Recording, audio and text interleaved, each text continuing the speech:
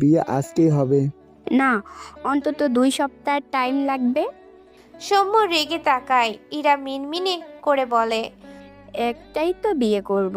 আমরা সব ফ্রেন্ডদের এভাবেই বিয়ে হয়েছিল। সৌম্য শান্ত দৃষ্টিতে তাকালো। ইরার কানের কাছে মুখ এগিয়ে নিয়ে ফিসফিসিয়ে বলে, তোর জ্ঞান ফেরার পর 2 বেলা ওয়েট করব, এটাই বেশি। আর ওয়েট করতে পারবো না। ইরাবতীকে আজকেই লাগবে আমার মনে, আজকেই। কথাটা বলে ইরার গালে টুপ করে একটা চুমু খেয়ে সোজা হয়ে বসে। ইরা চোখ নামিয়ে ঢোক গিলল। জমে গিয়েছে সে। সৌম্য আর চোখে ইরাকে দেখে একটু হাসলো। আকাশ গাড়ি গ্যারেজে রাখে। এরপর গাড়ি থেকে নেমে সন্ধ্যার পাশেই দরজা খুলে দেয়। সন্ধ্যা গাড়ি থেকে নেমে দাঁড়ায়। আকাশ সন্ধ্যার হাত ধরে উল্টো দিকে যায় দ্রুত পায়ে। সন্ধ্যা অবাক হয়। আকাশের হাত ধরে আটকাতে চাইছে কিন্তু পারছে না। আকাশ সন্ধ্যাকে বাগানে এনে দাঁড় করিয়ে দেয়। সন্ধ্যা অবাক হয়ে তাকায় আকাশের দিকে। আকাশ ঘেমে গিয়েছে। গাড়িতে এসি ছিল। তাছাড়া আজকে আবহাওয়া ঠান্ডা, আকাশ মেঘলা। তবে আকাশের এই অবস্থা কেন? আকাশ সন্ধ্যার দিকে চেয়ে ঢোক গিলল। প্রথমে তো শিমুর উপর খুশি হয়েছিল তার সন্ধ্যা মালতীকে শাড়ি পরিয়ে দেওয়ায়। এখন বুঝতে পারছে কত বড় কেলেঙ্কারি করে দিয়েছে তার বজ্জাত বোন। বউকে সামনে রেখে কন্ট্রোল করা যায়, একটু জড়িয়ে ধরতেও পারে না। আকাশ এদিক ওদিক তাকিয়ে হাঁসফাঁস করে বা হাতের শার্টের দুটো বোতাম খুলে দেয়। সন্ধ্যা চিন্তিত মুখে আকাশের দিকে চেয়ে আছে। তার আকাশকে অসুস্থ লাগছে। ফোনে কিছু টাইপ করে। আপনার কি হয়েছে? এরপর ফোনটি আকাশের দিকে ধরলে আকাশ লেখাটি সন্ধ্যার দিকে তাকায়। তার বউ যে বুঝেছে তার কিছু হয়েছে, এটাই অনেক ভালো লাগলো। কিন্তু কি হয়েছে এটা কিভাবে বলবে?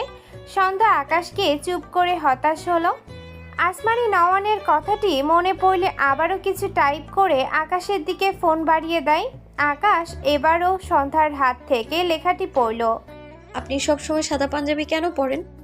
এরপর চোখ তুলে সন্ধ্যার দিকে তাকালে দেখলো সন্ধ্যা তার দিকে উত্তরের অপেক্ষায় চেয়ে। আকাশ মৃদু হেসে বলে, কে যেন বলেছিল আমাকে সাদা পাঞ্জাবিতে সুন্দর লাগে?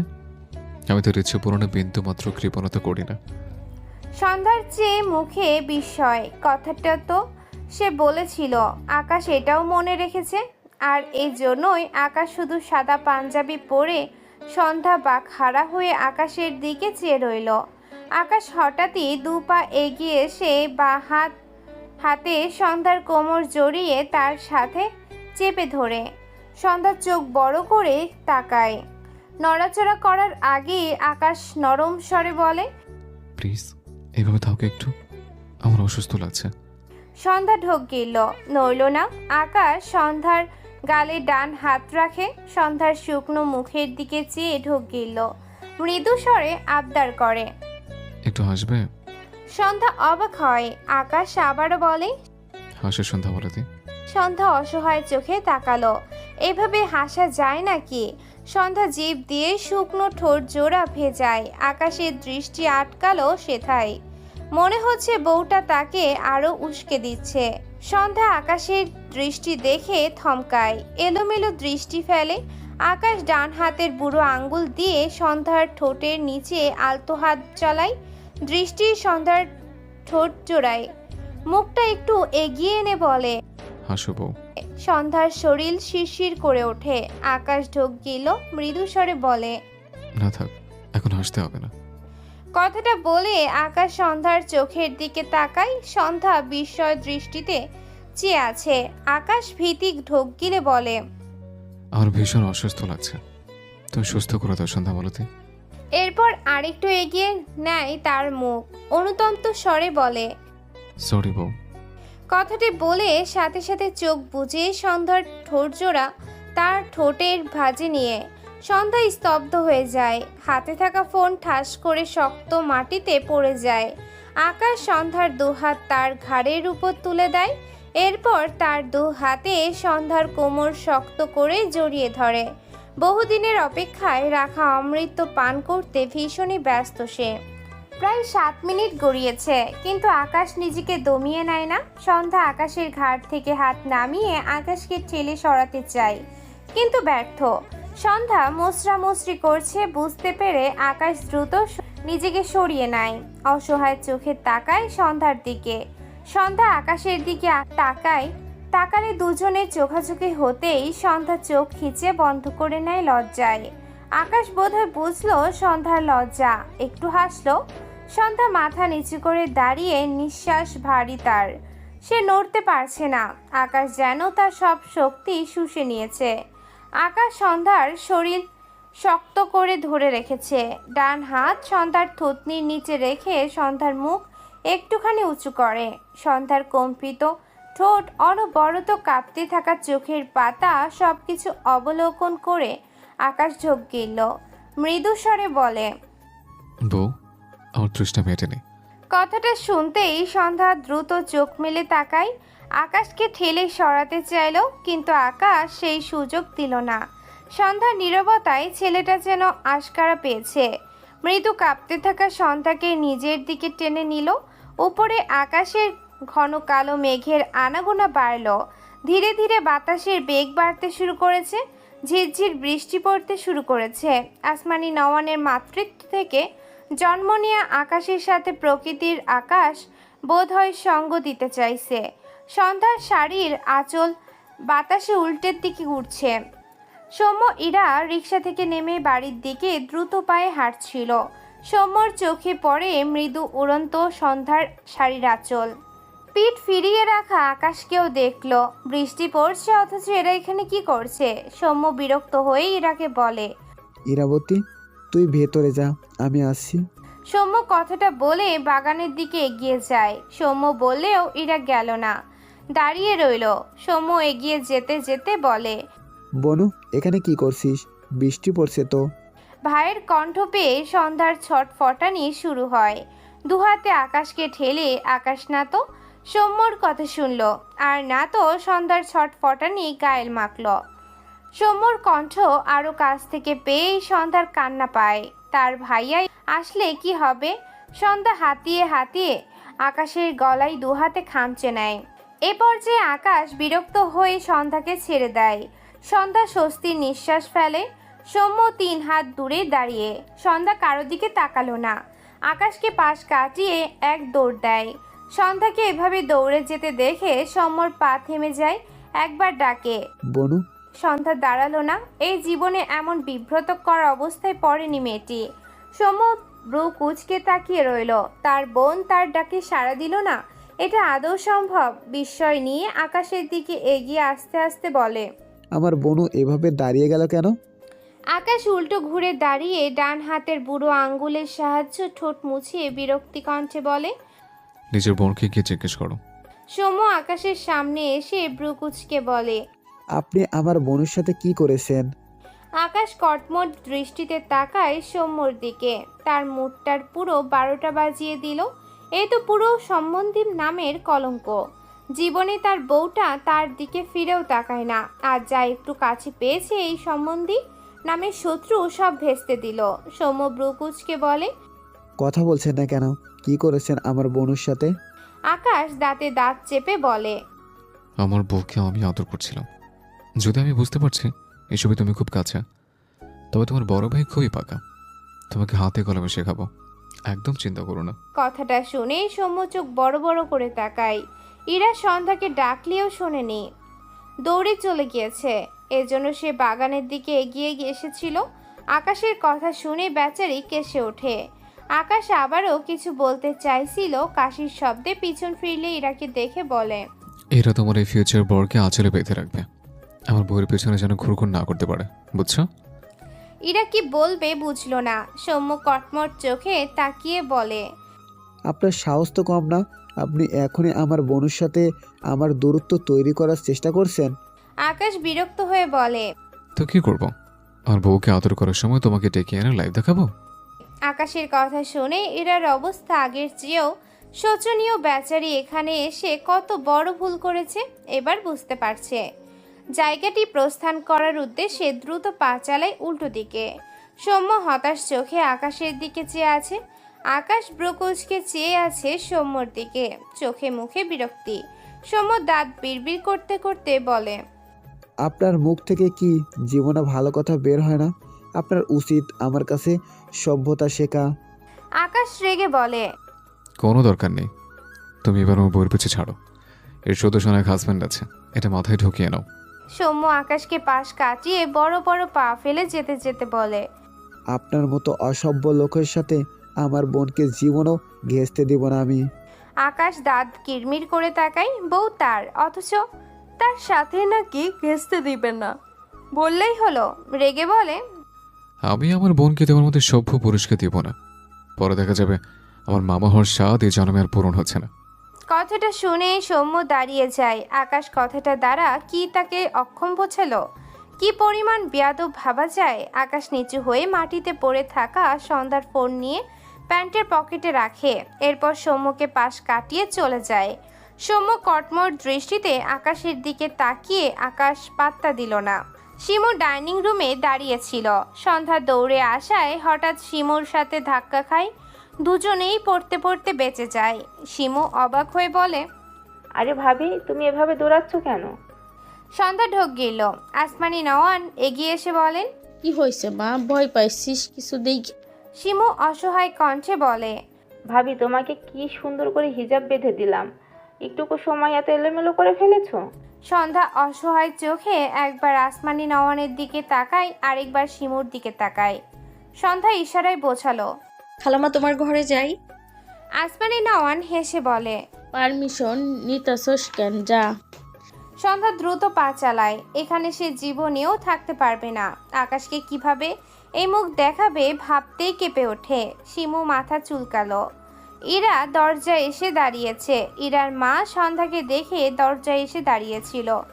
এত মাস পর মেয়েকে সুস্থ দেখে ভদ্রমহিলা ইরাকে জড়িয়ে ধরে, কান্নামাখা গলায় বলে, তুই ভালো হয়েছিস মা, আমি যে কত দোয়া করছি তোর জন্য। ইরাও তার মাকে জড়িয়ে ধরল, পিঠে হাত বুলিয়ে বলে, আমি ঠিক আছি মা, কান্না করো না।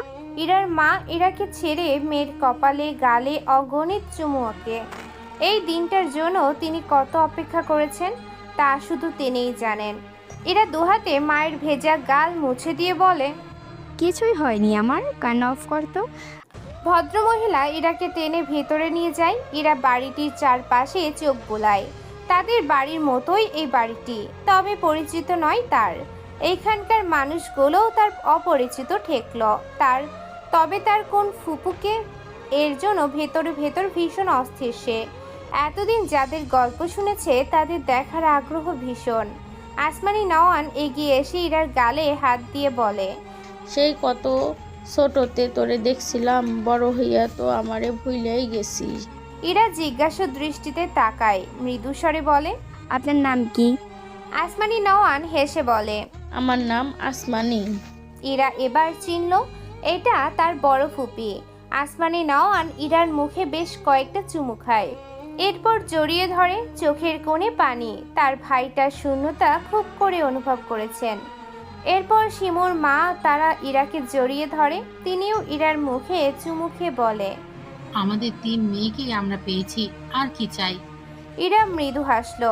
তার খুব ভালো লাগলো বাবা বাড়ির আত্মীয়দের থেকে কখনো আদর পায়নি, এই নিয়ে তার কত দুঃখ ছিল, কিন্তু এখন মনটা ভীষণ ফুরফুরে লাগছে। ইরা বেখেয়ালি বলে, ছোট পুপি কোথায়? ওনার কথা বাবা বেশি বলতো। কথাটা বলে ইরা নিজেই কেমন অস্বস্তিতে পড়ে যায়। সকলের মুখে থমথমে হয়ে যায়। ইরা তো জানে সৌম্যর মা বেঁচে নেই, আর উনি তো আর তার ছোট ফুপি। ইরা পাশ ফিরে সৌম্যর দিকে তাকায়। সৌম্য মলিন মুখে ইরার দিকে চেয়ে আছে। ইরা মাথা নিচু করে নেয়, চোখের কোণে পানি জমলো। তার জন্য সৌম্যর মন খারাপ হয়ে গিয়েছে ভেবে বেশি খারাপ লাগছে। ইরা তার বাবার কথা জিজ্ঞেস করতে চাইলো সে কোথায়, কিন্তু কইল না। ভীষণ অভিমান তার বাবার উপর। বাবা সৌম্যকে নিয়ে সব সময় কত বাজে বাজে কথা বলতো। ইরা নিজের ঘরে বসে কাঁদত, তারপর নিজেকে সামলে আবারও সৌম্যর কাছে ছুটে যেত। তার বাবা সৌম্যকে কখনো মানুষই মনে করতো না। সৌম্য তাকে বলেছে তাদের এই আত্মীয়তার কথা কেউ জানতো না, এমনকি তার বাবাও না। ইরার মনে প্রশ্ন জাগে। আজ সৌম্য তার বাবার সবচেয়ে প্রিয় ছোট বোনের ছেলে জেনে তিনি কি লজ্জায় মুখ লুকিয়েছে। ইরার খারাপ লাগে। সৌম্য তাদের আত্মীয় না হলেও বা কি ছিল, ও তো মানুষ ছিল, খুব ভালো মানুষ সৌম্য। সন্ধ্যার প্রতি সৌম্যর ভালোবাসা সে সবচেয়ে বেশি অনুভব করেছে। তার ভীষণ ভালো লাগতো। তিনি তার বাবা সৌম্যকে কখনো মানুষ ভেবে একটু সম্মান করেনি। কথাগুলো ভেবে ইরার চোখ থেকে টুপ করে এক ফোঁটা পানি গড়িয়ে পড়ে। মেয়েটি ভাবছে তার বাবা লজ্জায় মুখ লুকিয়েছে। ভাবনাটি হয়তো একেবারে ভুল নয়। হয়তো ইশতিয়াক আহমেদ সত্যিই লজ্জায় মুখ লুকিয়েছে, তবে তা একেবারে মাটির তলায়। আর লজ্জায় তার সাথে যে তীব্র ব্যথা ছিল, যা তার নিঃশ্বাস কেড়ে নিয়েছিল, তা ইরা এখনো জানল না। সে তার বাবার জন্য অভিমান জমা রাখলো। শিমু এগিয়ে এসে ইরার দিকে হাত বাড়িয়ে দিয়ে বলে, হাই আপু, আমি শিমু, তোমার তারা ফুপির মেয়ে। ইরা শিমুকে দেখে মৃদু হাসলো। কিছু একটা ভেবে বলে, তুই কি সৌম্যের কাজ প্রাইভেট পড়তি? শিমু মাথা উপর নিচ করে সম্মতি দিল। ইরা একটু হাসলো। এই শিমুর কথা সৌম্য প্রায় বলতো, কারণ সৌম্যের উপর খুব বিরক্ত ছিল, বেশি চঞ্চল, সাথে পড়ায় খুব ফাঁকি দিত। সৌম্যর এসব সহ্য হতো না। এসব কথা সৌম্য তার কাছে এসে উগলে দিত। ইরা নিজেই শিমুকে জড়িয়ে ধরলো। এই মেয়ে তো তার চেয়ে অনেক ছোট, সন্ধ্যার সমানই বলতে গেলে। শিমু হাসলো। আগে শুধু সে আর আকাশ ভাইয়া ছিল, এখন কতগুলো ভাই বোন হয়ে গেল। আকাশ সোফায় বসে আশেপাশে চোখ ঘোরায়। সন্ধ্যাকে কোথাও না দেখে হতাশ হয়। ভীষণ চিন্তিত সে তো নিজেকে দমাতে পারেনি। এবার তার বউ তাকে কি করবে? উল্টাপাল্টা রিয়াকশন হলে তার কি হবে ভেবেই কপালে ঘাম মুছল। এরপর সকলের উদ্দেশ্যে বলে, বিকেলে কাছে আসবে, সৌম্য আর ইরার বিয়ে। কি কি লাগবে আমাকে লিস্ট দাও মা। আকাশের কথা শুনে কেউ অবাক হলো না। গতকাল আকাশের আর হসপিটালে থেকে ফেরার পর সৌম্য আকাশের সাথে এই ব্যাপারে ফোনে কথা বলেছিল। এরপর আকাশ সকালে তার মাকে জানায়, আর আসমানি নওয়ান সবাইকে জানায়। ইরার এই দশা কারণে ছিল সৌম্য। তাই আজ একদম ছোট্ট করে হলেও ইরাকে সৌম্যর নামে লেখাতে তাদের কোনো সমস্যা নেই, আর এজন্য কেউ দ্বিমত করেনি। ইরা আকাশের কথা শুনে কিছু বলতে গিয়েও বলল না। দ্রুত এগিয়ে গিয়ে সৌম্যর সামনে দাঁড়িয়ে বলে, সৌম্য, আমাদের আজকেই বিয়ে। সৌম্য ছোট করে বলে। হুম। ইরা সৌম্যর হাত ধরে বলে, আমি আজকে বিয়ে করতে চাই না, প্লিজ। এভাবে বিয়ে করতে চাই না আমি। সৌম্য বিরক্ত চোখে তাকায়, অতঃপর বলে, আমি এভাবেই বিয়ে করতে চাই। ইরা অসহায় কণ্ঠে বলে, এরকম করিস না, কয়েকটা দিনই তো চাইছি। সৌম্য রেগে বলে, তাহলে আমাকে বিয়ে করতে হবে না, যা। ইরা ছলছল দৃষ্টিতে তাকায়। সৌম্য খেয়াল করলো, নরম স্বরে বলে, কাঁদছিস কেন? বিয়ে করতে না চাইলেও কাঁদিস, চাইলেও কাঁদিস। আমি কোন দিকে যাব? ইরা সৌম্যর হাত ছেড়ে যেতে নিলে সৌম্য ইরার হাত টেনে ইরাকে তার সামনে দাঁড় করায়। মৃদু স্বরে বলে, তো সব ইচ্ছে পূরণ করবো ইরাবতী, পরে সব অনুষ্ঠান করব। আর শুধু তোকে আমার নামে লিখে নিই, নয়তো তোকে জড়িয়ে ধরতেও পারছি না আমি। ইরা মাথা নিচু করে বলে, আচ্ছা। সৌম্য স্বস্তির নিঃশ্বাস ফেলল। সৌম্য ইরাকে কথা বলতে দেখে সবাই সবার মতো কাজে ব্যস্ত হয়েছে। আকাশ বিরক্ত চোখে সৌম্য আর ইরার দিকে চেয়ে আছে। তার সামনে ছোট দুইটো ভাই বোন প্রেম করছে, আর সে পুরো দেবদাস মুডে বসে বসে এসব দেখছে। তার কপালটা কি ফাটা! তার বউটা যদি ইরার এক কানিও তাকে ভালোবাসতো, তবে তার জীবনে হয়তো আর চাওয়ার কিছু থাকতো না। কিন্তু সে হতাশ, দুটো চুমু খেয়েছে বলে বউ তার লাপাত্তা। দুপুর পর বাসায় কাজে এসে সৌম্যকে বিয়ে পড়িয়ে রেখে গিয়েছে। আকাশ মূলত বায়ানকে দিয়ে কাজে আনিয়েছে।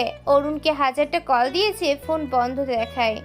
সৌম্য বলল অরুণ অনেক সকালে উঠে সৌম্যকে কাজ আছে বলে হসপিটাল থেকে বেরিয়ে গিয়েছে। আকাশ আনিকাকে কল করে আসতে বললে সে বলেছে আজ আসতে পারবে না, আগামীকাল আসবে। আকাশ বিরক্ত, এদের সবার হয়েছেটা কি বুঝতে পারছে না। একটু পর আকাশ চোখ ঘুরিয়ে সন্ধ্যাকে খোঁজে। তার বউ কোথায় হারালো? হায় আল্লাহ, হতাশ সে হতাশ। ধরণীতে সন্ধ্যা নেমেছে। সৌম্য পাশেই বসা। আকাশ মৃদুস্বরে বলে। সৌম্য, ছাদে এসো তো, কথা আছে তোমার সাথে। সৌম্য আকাশের কথা শুনে উঠে দাঁড়ালো। আকাশ আর সে একসাথে ছাদে যায়। আকাশ ছাদে এসে রেলিংয়ের উপর পা ঝুলিয়ে বসে, এটা তার অভ্যাস। সৌম্যকে বসতে বললে সৌম্য মৃদুস্বরে বলে। এভাবে ঠিক আছি, আপনি বলুন। আকাশ চুপ থাকলো বেশ কিছুক্ষণ, হঠাৎ বলে। সন্ধ্যার গলার অপারেশনের ব্যাপারে কি ভেবেছ?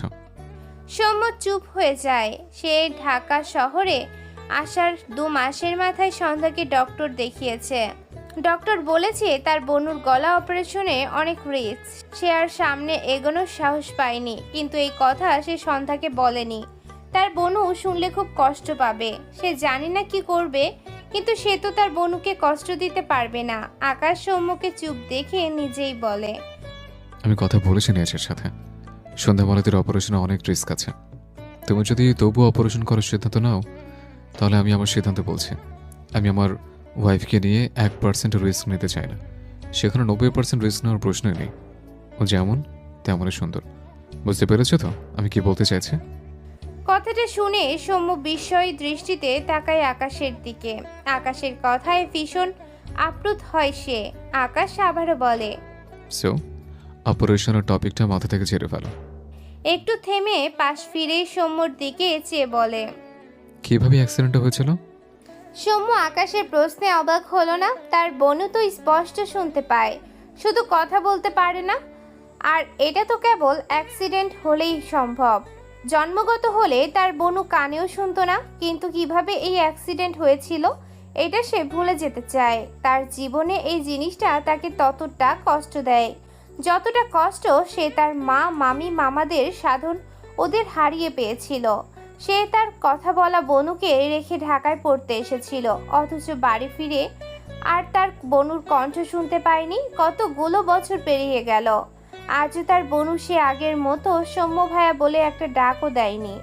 এখন জানলো তার বনুকে বাঁচিয়ে রাখতে চাইলে বাঘহীন সন্ধ্যাকে নিয়েই বাঁচতে হবে। কথাগুলো ভেবে সৌম্যর চোখ জোড়া ঝাপসা হয়, বুক ভারী হয়ে আসে। কার কাছে অভিযোগ করবে সে, যার বাবাই এর পিছনে দায়ী? সন্ধ্যা আর শিমু মিলে ইরাকে খুব সুন্দর করে সাজিয়ে দিয়েছে। সন্ধ্যা যদিও এসবে কাঁচা, যেটুকু পেরেছে করেছে। এরপর ছাদে এসেছিল, সব লাইট জ্বালানো থাকায় ভয় পায়নি। কিন্তু ছাদে আকাশ আর সৌম্যকে দেখে সন্ধ্যা জায়গাটি প্রস্থান করতে যেও সিঁড়িতে দাঁড়িয়ে যায় আকাশের কথা শুনে। আকাশের বলা সব কথা শুনে সন্ধ্যার চোখ ছাপিয়ে জল গড়ায়। মনে পড়ে গেল একদিন সকাল তাকে তরল জাতীয় কি যেন খেতে দিয়েছিল। কি মিষ্টি করে কথা বলছিল তার সাথে। সন্ধ্যা খুব বেশি খুশি হয়েছিল। সকাল তো তার সাথে কখনো ভালো করে কথা বলেনি। সেদিন একটুখানি ভালো ব্যবহার পেয়ে সন্ধ্যার সে কি খুশি। সকাল শরবতের মতো কি যেন বাড়িয়ে দিল। সন্ধ্যা খুশি মনে সেটা নিয়ে খেয়ে নিল। আর তারপর তার ছটফটানি বাড়ল, তা দেখে সকাল হাসলো। কথাগুলো ভেবে সন্ধ্যার চোখ থেকে টুপটুপ করে পানি গড়িয়ে পড়ে। সে সত্যি আর কখনো কথা বলতে পারবে না। বা হাত উঠিয়ে গলায় আলতো করে বুলালো। কয়েক বছর আগেও মন খুলে কত কথা বলতো সে। আজ কত বছর পেরিয়ে গেল, এই কণ্ঠ থেকে একটি শব্দও বের হয় না। সে ভেবেছিল তার ভাইয়ার টাকা হলে তাকে অপারেশন করাবে, আর তারপর সে আবারও কথা বলতে পারবে। কিন্তু এটা তো তার ভাগ্যে নেই। কথাটা ভাবতেই দম আটকে আসলো। সন্ধ্যা আর এখানে দাঁড়ালো না, ছোট ছোট পায়ে সিঁড়ি বেয়ে নিচে নামতে লাগলো। কতদিন পর যে আবারও এমন দম আটকে আসা অনুভূতি হচ্ছে সে জানে না। কয়েকটা সিঁড়ি নেমে দাঁড়িয়ে যায়, দু হাতের মাঝে মুখ লুকিয়ে ফুপিয়ে ওঠে। তার খুব কষ্ট হয়। তার জীবনটা এত এলোমেলো কেন? কিছুই নেই তার। তার আর বাঁচতে ইচ্ছে করে না। একটু পর সন্ধ্যা পায়ের গতি বাড়িয়ে এগিয়ে যায়। চোখের পানির বাঁধ ভেঙেছে, তাতে কি? সৌম্য ভাইয়া সব সময় বলতো, আমাদের 2 ভাই বোনের কপালে আল্লাহ অনেক দুঃখ লিখে রেখেছে বনু, এর জন্যই আমরা এখনো বেঁচে আছি। কথাটা সন্ধ্যার কাছে সত্যি মনে হলো। আল্লাহ তাদের 2 ভাই বোনকে বেছে বেছে কত কষ্টই না দেয়। আরও দুঃখ বাকি আছে হয়তো, এই জন্য তার নিঃশ্বাস এখনো চলছে। সৌম্যর থেকে শুনে আকাশ ছাদের রেলিংয়ের উপর থেকে নেমে দাঁড়ায়, বিস্ময় দৃষ্টিতে তাকায় সৌম্যর দিকে। কোনো সুস্থ মানুষ এরকম করতে পারে? এটাই আকাশ মানতে পারছে না। সৎ মা সৎ বোন খারাপ হয় ঠিক আছে, তাই বলে তার সন্ধ্যা মালতীর গলার স্বরটুকু এত করুণভাবে কেড়ে নিল? আকাশ ঢোক গেল, তার কষ্ট হচ্ছে। তার সন্ধ্যা মালতী কতটা ছটফট করেছিল, তার সন্ধ্যা মালতীকে আর কত কষ্ট সহ্য করতে হয়েছে। সৎ মা সৎ বোন মিলে তার সন্ধ্যা মালতীকে এত কষ্ট দিয়েছে। তার বাবা খারাপ, আকাশ মানে, অনেক মানুষকে মেরেছে তাও মানে, কিন্তু সে তার বাবার প্রাণ। এই যে আকাশ তার সন্ধ্যা মালতীকে এই বাড়িতে আনবে না, তার বাবা এই বাড়ি আছে বলে। এটা আকাশের বাবা জানার পর সে চলে গিয়েছে এখান থেকে। আকাশকে অনুরোধ করেছে সে যেন কোথাও না যায়। আকাশ জানে তার বাবা ভালো নেই, একটুও ভালো নেই, কিন্তু সে ভালো মানুষ হিসেবে তার বাবাকে চেয়েছিল। তবে তার বাবা অমানুষ হয়ে এসেছিল তার বাবা হতে।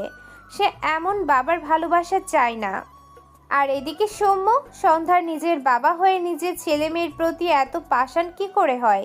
কোনো বাবা এমন হতে পারে? আকাশের অবাকের মাত্রা পেরিয়েছে। রাগে তার শরীর কাঁপছে। এদের প্রত্যেককে সে যে কি করবে নিজেই জানি না। দু হাতে পাঞ্জাবির হাতা তুলে এপাশ ওপাশ হাঁটতে লাগলো, দু হাতে নিজের মাথার চুল টেনে ধরলো। এক পর্যায়ে আকাশের অবাকের মাত্রা পেরিয়েছে। রাগে তার শরীর কাঁপছে। এদের প্রত্যেককে সে যে কি করবে নিজেই জানে না। দু হাতে পাঞ্জাবির হাতা তুলে এপাশ ওপাশ হাঁটতে লাগলো, দু হাতে নিজের মাথার চুল টেনে ধরলো। এক পর্যায়ে রাগে ছাদে দোলনায় জোরে সুরে একটা লাথি বসায়। আকাশকে হঠাৎ এত রাখতে দেখে সৌম্য অবাক হয়। আকাশ সময় নিয়ে নিজেকে সামলালো। এরপর এগিয়ে এসে সৌম্যর সামনে দাঁড়িয়ে বলে। তোমার সৎ বোনের নাম কি? সৌম্য ঢোক গিলে বলে। সকাল। নামটি শুনে আকাশের ভ্রু কুঁচকে যায়। পরিচিত ঠেকছে এই নাম, কোথায় শুনেছি যেন। মাথায় একটু চাপ দিতেই কিছু মনে পড়ল। দ্রুত পকেট থেকে ফোন বের করে বায়ানকে কল করে। রিসিভ হওয়ার সাথে সাথে আকাশ গম্ভীর গলায় বলে, তোমার গার্লফ্রেন্ডের নাম কি? বায়ান থতমত খেয়ে যায়। আকাশ তার গার্লফ্রেন্ডের কথা কিভাবে জানে? আমতা আমতা করে বলে, স্যার আমার তো গার্লফ্রেন্ড। আকাশ রাগান্বিত স্বরে বলে, একটা মিথ্যা বলবি তো তোর জবান কেটে ফেলবো। বায়ান ভয়ে লাফিয়ে ওঠে। আকাশ তো মারাত্মক রেগেছে। বায়ান ঢোক গিলে মিনমিন গলায় বলে, ওর নাম হাসিনা। আকাশের পছন্দ হলো না বায়ানের উত্তর। দাঁত কিরমির করে থমকে ডেকে বলে, বায়ান। বায়ান আবারও ঢোক গিল, ভীত কণ্ঠে বলে, স্যার সত্যি বলছি, ওর নাম হাসিনা, তবে আরেকটা নাম সকাল। আকাশ সাথে সাথে প্রত্যুত্তরে বলে, মেয়েটার পিক সেন্ড কর এক্ষুনি। বায়ান মাথা চুলকায়। তার গার্লফ্রেন্ডের ছবি আকাশ চায় কেন? কিন্তু ছেলেটি আকাশের কথা অমান্য করলো না। বেচারার আকাশের ধমক খেয়েই অবস্থা খারাপ। দেখো তো এই মেয়েটা তোমার সৎ বোন কিনা। সৌম্য অবাক হয় সকালকে দেখে চিনতেই পারছে না মেয়েটি কেমন শহুরে মেয়েদের মতো হয়ে গিয়েছে, মডার্ন পোশাক পরেছে। সৌম্য অবাক হয় বলে, আপনি সকালকে কোথায় পেলেন আকাশ ভাইয়া? আকাশ বিরক্তি কণ্ঠে বলে। আগে আমার কথার অ্যান্সার দাও। সৌম্য ছোট্ট করে বলে, জি, এটাই আমার সৎ বোন।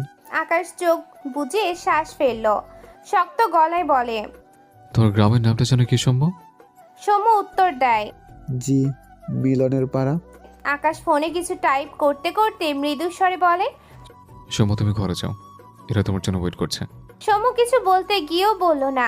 আকাশের থেকে হয়তো আপাতত কোনো উত্তর পাবে না এমন ভাবনা থেকে সে চুপ হয়ে গেল। তবে ভীষণ অবাক হলো সকালের সাথে আকাশের কানেকশন দেখে। ভাবনা নিয়েই ছাদ থেকে নেমে যায়। আকাশ আবারও বায়ানকে কল করে। বায়ান আকাশের কল দেখে বারবার কপালের ঘাম মুছে। এরপর কল রিসিভ করে ফোন কানে ধরে। আকাশ শক্ত গলায় বলে, তোমার গার্লফ্রেন্ড কোথায়? বায়ান মিনমিন করে বলে, স্যার ও তো আজকে গ্রামে গেল, আপনাকে বলেছিলাম তো। আকাশ এপাশ ওপাশ পায়চারি করতে করতে শক্ত গলায় বলে, আগামীকাল বগুড়া যাব, সকাল 6টার মধ্যে যেন তোমাকে আমার বাড়ির সামনে পাই। বায়ান সাথে সাথে উত্তর করে, জি স্যার। আকাশ কল কেটে দেয়। কষ্টের রাগে শরীর কাঁপছে তার। এখানে আর দাঁড়ালো না, বড় বড় পা ফেলে সিঁড়ি বেয়ে নামতে থাকে। সন্ধ্যা ঘরে বসে একা একা অনেকক্ষণ কেঁদেছে। এরপর নিজেকে সামলে চোখে মুখে পানি দেয়। মাঝে কয়েকদিন কলেজ যায়নি, আগামীকাল কলেজ যাবে ভাবলো, তাহলে এত খারাপও লাগবে না। লামিয়ার সাথে কয়েকদিন কথা নেই, অতঃপর রুম থেকে বের হয়। তখনই আকাশ তাকে পাশ কাটিয়ে চলে গেল। সন্ধ্যা অবাক হয়, এগিয়ে গিয়ে রেলিংয়ের সাথে দাঁড়ালে দেখলো আকাশ দ্রুত পায়ে সিঁড়ি বেয়ে নামছে, কোনো দিকে তাকায় না, ধীর পায়ে বাড়ি থেকে বেরিয়ে যায়। আসমানি নওয়ান আকাশকে বেশ কয়েকবার পিছু ডাকলো। আকাশ তাকায়নি, শুধু ছোট্ট করে বলে কাজ আছে। এরপর বাড়ি থেকে বেরিয়ে যায়। সৌম্য ঘরে ঢুকতে গিয়ে আকাশকে এভাবে বেরিয়ে যেতে দেখে অবাক হলো, ব্রো কোচকিয়ে তাকিয়ে রইল। সন্ধ্যা ভীষণ অবাক হয়, আকাশের চলনেই বুঝেছে মানুষটা হয়তো কোনো কারণে অনেক রেগে আছে, কিন্তু কারণ বুঝলো না। সৌম্য সন্ধ্যাকে দেখে এগিয়ে এসে ডাকে। বনু, সন্ধ্যা ভাইয়ের ডাকে ফিরে তাকায়। সৌম্য সন্ধ্যার চোখ দুটো লাল দেখে বিচলিত কণ্ঠে বলে, তোর কি হয়েছে বনু? চোখ দুটো এমন কেন? সন্ধ্যা ঢোক গেল, তার ফোনটা খুঁজে পাচ্ছে না। সৌম্যর হাত থেকে সৌম্যর ফোন নিয়ে টাইপ করে। ঘুম কম হয়েছিল তাই। আমি কালকে কলেজ যেতে চাই, কিন্তু আমার তো এই বাড়ির ড্রেস বই খাতা কিছুই নেই। আমাকে এগুলো ওই বাড়ি থেকে এনে দিবে ভাইয়া? লেখাটি পড়ে সৌম্য তাকালো সন্ধ্যার দিকে। সৌম্য একবার আকাশের পাশের ঘরের দিকে তাকালো, সে যে ঘর আসমানি নওয়ান তার জন্য গুছিয়েছে, আর ওই ঘরে তার ইরাবতী ওয়েট করছে। আকাশ ভাইয়া কোথায় যেন গেল, রেগেও আছে, নয়তো আকাশকে বললেই হতো। সন্ধ্যা সৌম্যকে ভাবুক দেখে আবারও টাইপ করে। তোমার ফ্রেন্ড রিহান ভাইয়াকে একটু বলবে, ওনার সাথে গিয়ে আমি ড্রেস আর বইগুলো আনবো শুধু। আর তুমি এখন যেতে চাইলেও আমি তোমার সাথে যাব না। আমি অনেক কষ্ট করে ইরাপুকে সাজিয়েছি। লেখাটি পড়ে সৌম্য মৃদু হাসলো। সন্ধ্যার হাত থেকে ফোন নিয়ে রিহানের নাম্বারে কল করে বলল। রিহান জানায় 10 মিনিটে আসছে। সৌম্য বেশ কয়েকবার বলে, বনুকে সাবধানে নিয়ে যাবি আর তাড়াতাড়ি এই বাড়িতে রেখে যাবি। রিহান এক পর্যায়ে বিরক্ত হয়ে বলে, আরে ভাই, তোর বোনকে আমি খাবো না, এমন ভাব করছিস যেন মানুষের আর বোন নেই। সৌম্য পাত্তা দেয় না, কল কেটে দেয়। সন্ধ্যা তার ঘরে চলে যায় রেডি হতে। সৌম্য দীর্ঘশ্বাস ফেলে নিজের ঘরে যায়। ইরাকে শিমু আর সন্ধ্যা শাড়ি পরিয়ে দিয়েছিল, মুখে একটু আদ্রু সাজের ছোঁয়াও দিয়েছিল জোর করে। ইরার সাজগোজ এত পছন্দ না, তবুও দিয়েছিল, কিন্তু বেচারি টিকতে না পেরে মুখ ধুয়ে এসে ঘরে বসেছিল। ওভাবে থাকতে থাকতে কখন ঘুমিয়ে পড়েছে বুঝতেই পারেনি।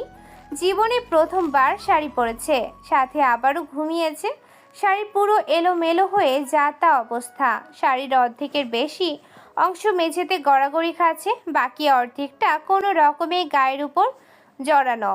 ইরার অবস্থা দেখে সৌম্য কেসে ওঠে। সে জানে ইরা কখনো শাড়ি পরেনি। শাড়ি তো দূর, এ তো 3 পিসই পরেছে হয়তো 2 থেকে 3 দিন।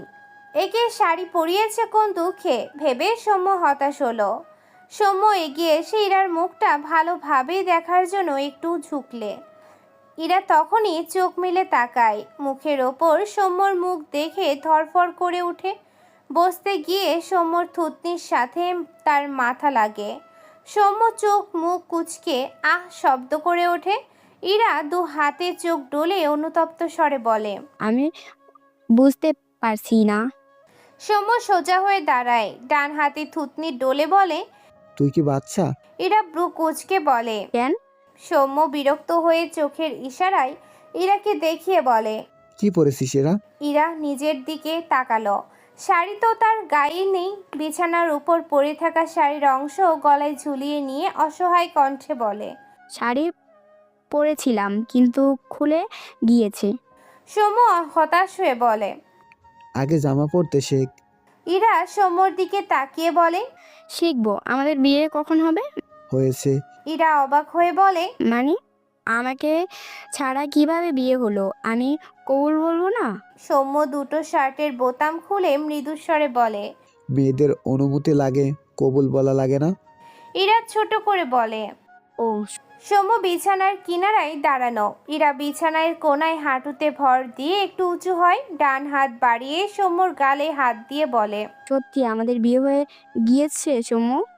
সৌম্য ইরার দিকে তাকালো। মেয়েটির চোখের কোণে পানি সৌম্যের চোখে আটকায়। ছোট করে বলে, ওহো, ইরার কি হলো কে জানে। দু হাতে সৌম্যকে জড়িয়ে ধরে। সৌম্যর বুকে মাথা রেখে ফুপিয়ে ওঠে। সৌম্য ঢোক গিলল। শক্ত করে ইরাকে জড়িয়ে ধরে চোখ বুঝলো। ইরাকে কাঁদতে নিষেধ করলো না, চুপচাপ দাঁড়িয়ে রইল। বেশ অনেকটা সময় পরও ইরাকে থামতে না দেখে সৌম্য ইরার মাথা উঁচু করে। ইরা ফোপায়, গাল বেয়ে নোনা পানি গড়িয়ে পড়ে। সৌম্য দু হাতে ইরার চোখের পানি মুছে নেয়। মৃদুস্বরে বলে, কান্না থামা ইরাবতী, অসুস্থ হয়ে যাবি। ইরা চোখ মেলে তাকায়, ধরা গলায় বলে, আমি কখনো ভাবিনি আমি তোকে পাবো। আমার এখনো বিশ্বাস হচ্ছে না তুই আমার স্বামী। সৌম্য মৃদু হাসলো। কবুল বলতে গিয়ে কতবার যে বেঁধে যাচ্ছিল। চোখের কোণে পানি জমেছিল। তার ইরাবতীকে সে পেয়েছে সারা জীবনের জন্য। তার নিজেরই তো এখনো বিশ্বাসই হচ্ছে না, অবিশ্বাস্য লাগে।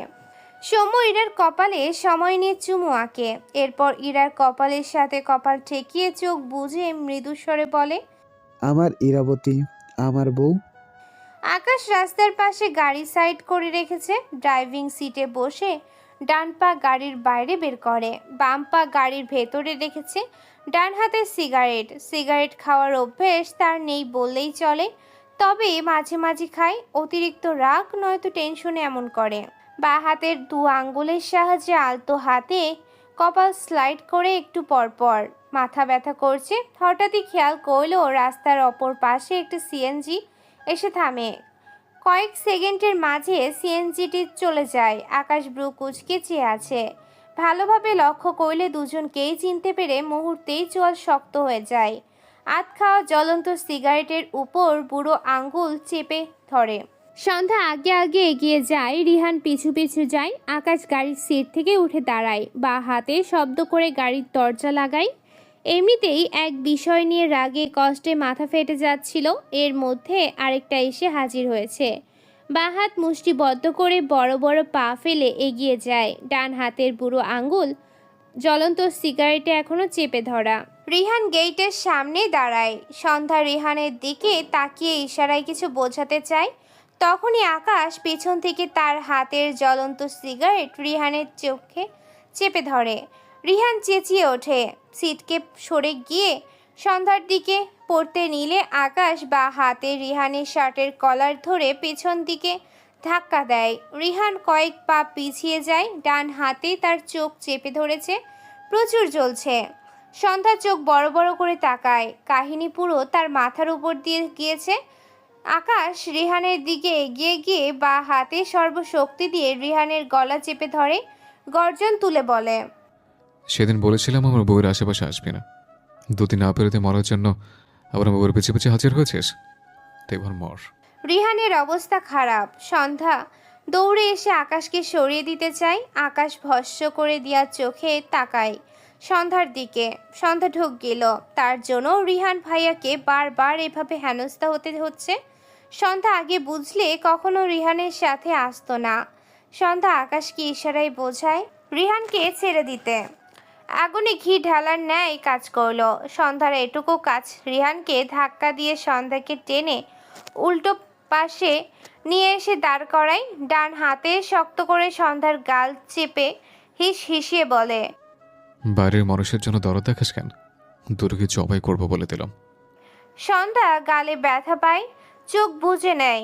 বন্ধ চোখের পাতা বেয়ে জল গড়ায়। আকাশ সন্ধ্যার পানি দেখে সন্ধ্যার গাল ছেড়ে ঠান্ডা গলায় বলে, ওর জন্য আবারও কান্না করছো? তোমার সামনে ওকে কেটে টুকরো টুকরো করবো আজ। কথাটা বলে রিহানের দিকে এগিয়ে যেতে নিলে সন্ধ্যা দ্রুত আকাশের সামনে এসে দাঁড়ায়। আকাশকে ঠেলে পিছিয়ে নিয়ে যায়। হাত জোর করে রিহানকে কিছু না বলার জন্য। আকাশ দু হাত মুষ্টিবদ্ধ করে সন্ধ্যার দিকে আছে। রাগে কাঁপছে সে। তার সন্ধ্যা মালতী অন্যের জন্য তারই কাছে রিকোয়েস্ট করছে। এসব সে হজম করবে। চোখ বুজে শ্বাস টানল। আজ হয়তো সন্ধ্যা তার হাতে মার না খেয়ে থামবে না। হঠাৎই চোখ মেলে সন্ধ্যাকে টেনে সন্ধ্যার পিঠে তার বুকে ঠেকিয়ে দেয়। বাঁ হাতে শক্ত করে সন্ধ্যার পেট চেপে ধরে নিজের সাথে একটু ঝুঁকে সন্ধ্যার গালের সাথে গাল লাগিয়ে চোখ বুজে শক্ত গলায় বলে, সন্ধ্যা বলতে আমি প্রচণ্ড রেগে আছে। ওই ছেলেকে তো আমি মারবই, বাট তুমি ওকে নিয়ে কি ভাবো? ক্লিয়ার করো, নয়তো তুমি আমার হাতের শক্ত আঘাত পাবে। সন্ধ্যা ঢোক গেল। আকাশ চোখ মেলে তাকাই পাঞ্জাবির পকেট থেকে তার ফোন বের করে সন্ধ্যাকে ফোন বাড়িয়ে দিলে সন্ধ্যা কাপা হাতে টাইপ করে। উনি ভাইয়ার ফ্রেন্ড, আর সৌম্য ভাইয়ার মতোই আরেকটা ভাই। উনিও আমাকে বোন ভাবে। এই শহরে আসার পর আমাদের কেউ ছিল না, উনি সবসময় আমাদের উপকার করেন। প্লিজ ওনাকে হসপিটালে নিয়ে যান। সন্ধ্যার লেখাটি পড়ে আকাশ থমথমে মুখে তাকায়। সন্ধ্যার ভাই শব্দটি আকাশকে স্বস্তি দিল, তবে বিরক্তি কণ্ঠে বলে, ও তোমাকে বোন ভাবে না। সন্ধ্যা নিজেকে সামলালো, আকাশকে রাগাতে চাইল না। অতঃপর আকাশকে বোঝানোর জন্য আবারও টাইপ করে, উনি আমাদের অনেক হেল্প করেছেন। আপনি ছিলেন না বলে ভাইয়া ওনার সাথে আমাকে এবারই পাঠিয়েছে। আমি আমার কলেজ ড্রেস নিয়ে এক্ষুনি চলে যেতাম। প্লিজ ওনাকে হসপিটালে নিয়ে যান। আমার জন্য ওনার ক্ষতি হলে আমার অনেক গিল্টি ফিল হবে। আকাশ হতাশ, তার বউ তো যে কোনো ভাইয়ের জন্যই পুরো দয়ার সাগর, আর সে যে কেঁদে কেটে পুকুর ভরিয়ে ফেলে, তার বেলায় বউয়ের কোনো গিল্টি ফিল নেই। আকাশ ঘাড় বাঁকিয়ে রিহানের দিকে তাকালে দেখলো রিহান তাদের দিকে চেয়ে আছে। একটা চোখ লাল, আকাশ এত ভাবলো না। এই ছেলের চোখ দেখেই বোঝা যায় তার বইয়ের উপর নজর দিয়েছে। এরপর সন্ধ্যার হাত থেকে ফোন নিয়ে নিয়াজকে কল করে। রিসিভ হলে বলে, নিয়াজ, পিছন থেকে 10 মিনিট ব্যাক কর, একটা রোগী আছে, ওকে নিয়ে হসপিটাল যাও। নিয়াজ ব্রু কুচকে বলে, আমাকে ভালো মানুষ পেয়ে আর কত খাটাতে চাও? তুমি আনলেই তো পারো। আকাশ বিরক্তি কণ্ঠে বলে। আমি পারবো না, ও আমার শত্রু। নিয়াজ অবাক হয়ে বলে, তুমি তোমার শত্রুর ট্রিটমেন্ট করাতে চাও? কি উন্নতি তোমার? আকাশ বা হাত সন্ধ্যার পেট থেকে উঠিয়ে সামনে দিয়েই সন্ধ্যার কাজ জড়িয়ে ধরে মৃদুস্বরে বলে, বউ আবদার করেছে, বউয়ের আবদারে ফেলতে পারি না।